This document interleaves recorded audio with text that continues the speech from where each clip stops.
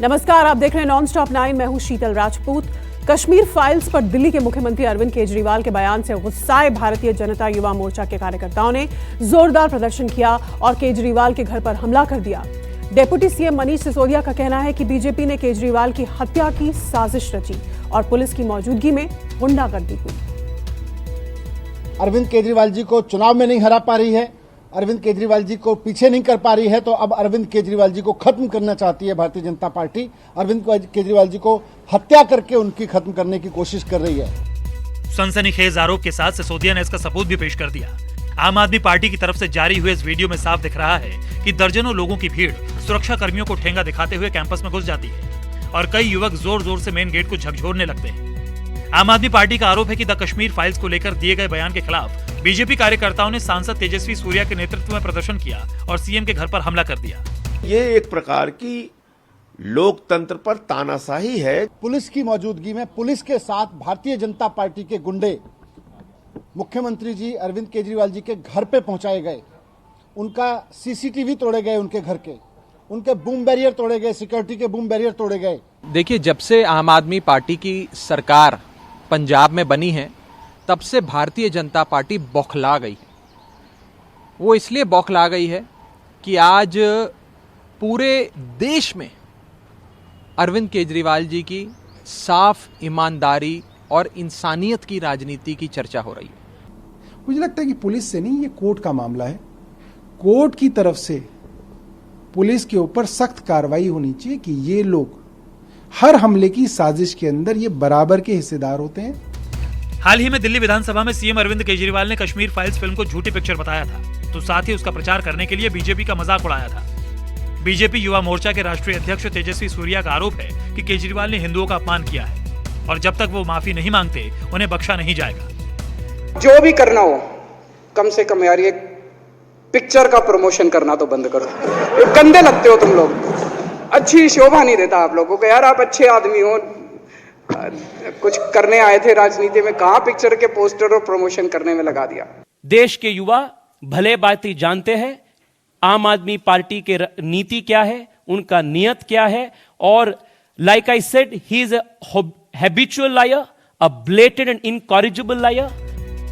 कश्मीर फाइल्स पर केजरीवाल के रुख से बीजेपी किस कदर गुस्से में है, इसकी एक वानगी पूर्वी दिल्ली नगर निगम की बैठक में भी दिखाई दी, जहां सदन की आखिरी बैठक में आप और बीजेपी के पार्षदों में जमकर हाथापाई हुई। बीजेपी के पार्षद बैठक में सीएम केजरीवाल के खिलाफ निंदा प्रस्ताव लाए थे, जिसमें कहा गया था कि केजरीवाल ने कश्मीरी पंडितों का मजाक उड़ाया है, लिहाजा आम आदमी पार्टी के पार्षद माफी मांगे। लेकिन आप पार्षद हंगामा करने लगे और नौबत हाथापाई तक आ गई। पीएम मोदी से लेकर बीजेपी के तमाम नेता और कार्यकर्ता देशवासियों से कश्मीर फाइल्स फिल्म देखने की अपील कर रहे हैं, तो साथ ही ये भी कह रहे हैं कि कश्मीरी पंडितों के दर्द की ये सच्ची दास्तान है। लेकिन विपक्षी दलों का आरोप है कि बीजेपी इस फिल्म के जरिए समाज को बांटने की कोशिश कर रही है। Bureau report, news 24। लोकसभा में दिल्ली नगर निगम संशोधन विधेयक पास हो गया है और अब एमसीडी को भंग कर चुनाव कराए जाएंगे। केंद्रीय गृह मंत्री अमित शाह के मुताबिक दिल्ली के तीनों नगर निगमों का एकीकरण जरूरी था और हर चीज को सियासी चश्मे से नहीं देखा जाना चाहिए। जिम्मेदारी के साथ कहना चाहता हूं कि दिल्ली सरकार यहां पर स्टेप मदर एटीट्यूड के साथ ये नगर निगमों के साथ व्यवहार कर रही है। एक सौतेली मां जैसा व्यवहार हो रहा है। इसलिए ये जो बिल लेकर मैं आया हूं, उसमें इतने उद्देश्य ये बिल के द्वारा मैं सदन के सामने रखना चाहता हूं। जो 3 नगर निगम है, इसको एक कर फिर से एक बार दिल्ली नगर निगम एक बनाया जाए। एक ही निगम पूरे दिल्ली की सभी सिविक सेवाओं का ध्यान रखेगा तो ये उचित होगा। दिल्ली के पार्षदों की संख्या को भी 272 से कम कर ज्यादा से ज्यादा 250 तक सीमित करने का भी इसमें प्रस्ताव है। 2012 में शीला दीक्षित के शासनकाल में एमसीडी जहां से चली थी, 10 साल भटकने के बाद फिर वहीं पहुंच गई। केंद्रीय कैबिनेट की मंजूरी के बाद अब लोकसभा में भी दिल्ली के तीनों नगर निगम के विलय का बिल पास हो गया है। केंद्रीय गृह मंत्री अमित शाह ने बिल पेश करते हुए दावा किया कि बंटवारे का फैसला जल्दबाजी में लिया गया था, जबकि कांग्रेस का कहना है ये बिल दिल्ली पर केंद्र सरकार का नियंत्रण बढ़ाने की कोशिश का हिस्सा है। पहले यहां पर एक ही नगर निगम हुआ करता था। उसका विभाजन कर 3 नगर निगम बनाए गए।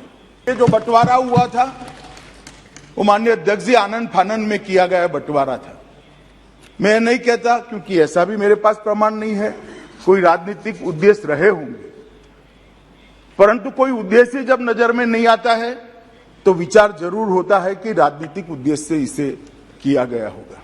पिछली वर्ष वो जो नेशनल कैपिटल टेरिटरी का कानून था उसको संशोधित कर केंद्र सरकार ने एक बार दोबारा ये कोशिश की कि जो दिल्ली को नियंत्रण करने की शक्ति है, जो क्षमता है, वो केंद्र सरकार अपने पास वापस ले ले। और आज ये जो दिल्ली एमसीडी को एक बार दोबारा विलय करने का विधेयक इस सदन के समक्ष रखा गया है, ये उसी प्रक्रिया में एक और कदम है।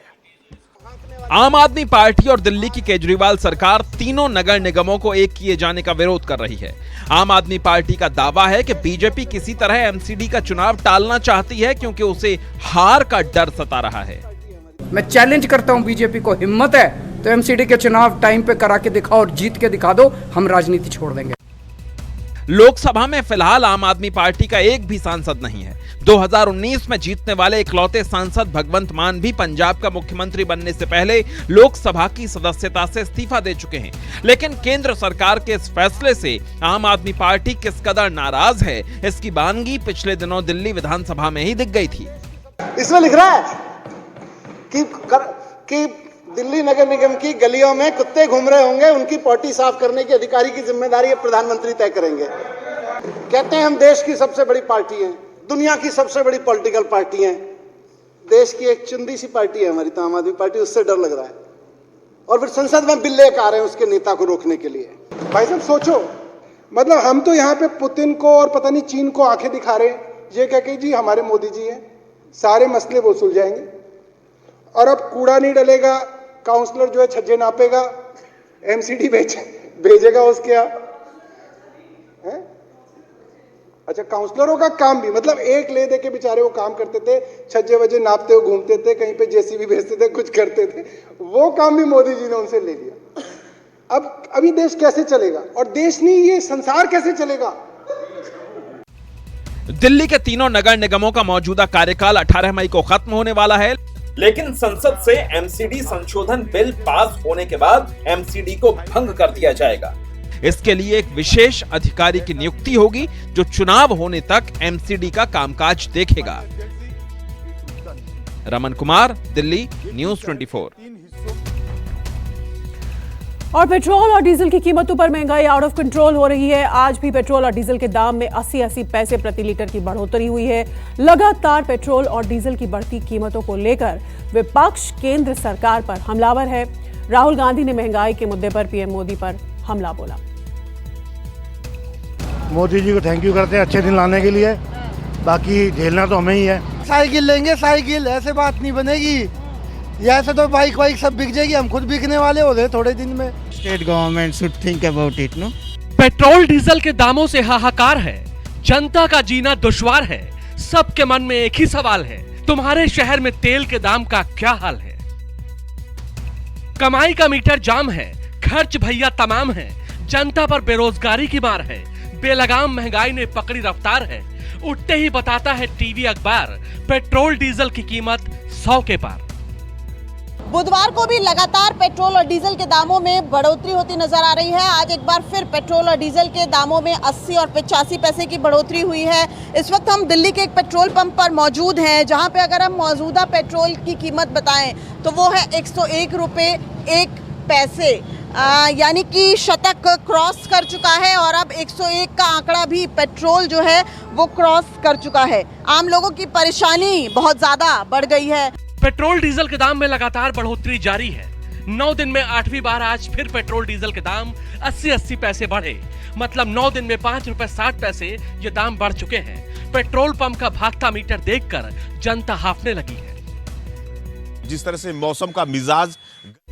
सुप्रीम कोर्ट से मिली फटकार के बाद नींद से जागे नीतीश कुमार ने शराबबंदी कानून को लचीला बना दिया है। बिहार विधानसभा से संशोधन बिल पारित होने के बाद अब शराब पीकर पहली बार पकड़े जाने वाले जुर्माना देकर जेल जाने से बच सकते हैं। बिहार में मदिरापान अब भी गुनाह है, लेकिन अगर जुर्माना भरने का मादा है तो शराब पीकर भी जेल जाने से बचा जा सकता है।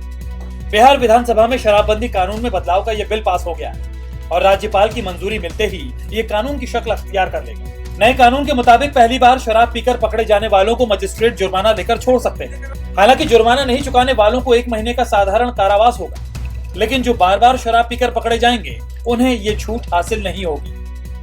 संशोधन लाया गया है कि जो भी व्यक्ति पीता हुआ पकड़ाएगा या पी करके घूम रहा हो कहीं भी, तो उसे अब कोर्ट के समक्ष न प्रस्तुत करके उसे एग्जीक्यूटिव मजिस्ट्रेट जो एम्पावर्ड रहेंगे उनके समक्ष उसे प्रस्तुत किया जाएगा।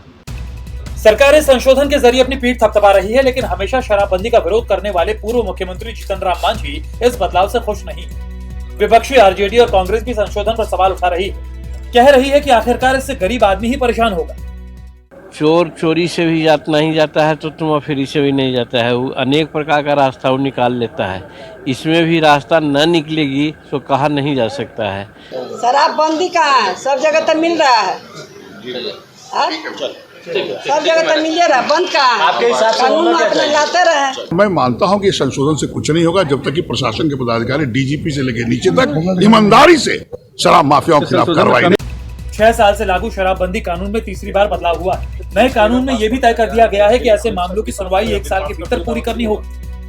लोगों के बीच सरकार की फजीहत और सुप्रीम कोर्ट के कड़ी फटकार के बाद आज बिहार सरकार ने तीसरी बार शराबबंदी कानून में संशोधन किया है, लेकिन अब भी इस संशोधन में कई ऐसी कमियां हैं जिसे दूर करने की जरूरत है। कैमरामैन ऋषि के साथ सौरभ कुमार, पटना, न्यूज़ 24। एक छोटे से ब्रेक के लिए हम रुकेंगे, आप देखते रहिए नॉनस्टॉप 9। नमस्कार, मैं हूं मानक गुप्ता। अगर आपको हमारा ये वीडियो पसंद आया हो तो इसे लाइक और शेयर जरूर करें, और हाँ, हमें सब्सक्राइब और फॉलो करना ना भूलें ताकि आप देश और दुनिया की कोई खबर मिस ना करें। तो जुड़े रहिए हमारे साथ और देखते रहिए न्यूज़ 24।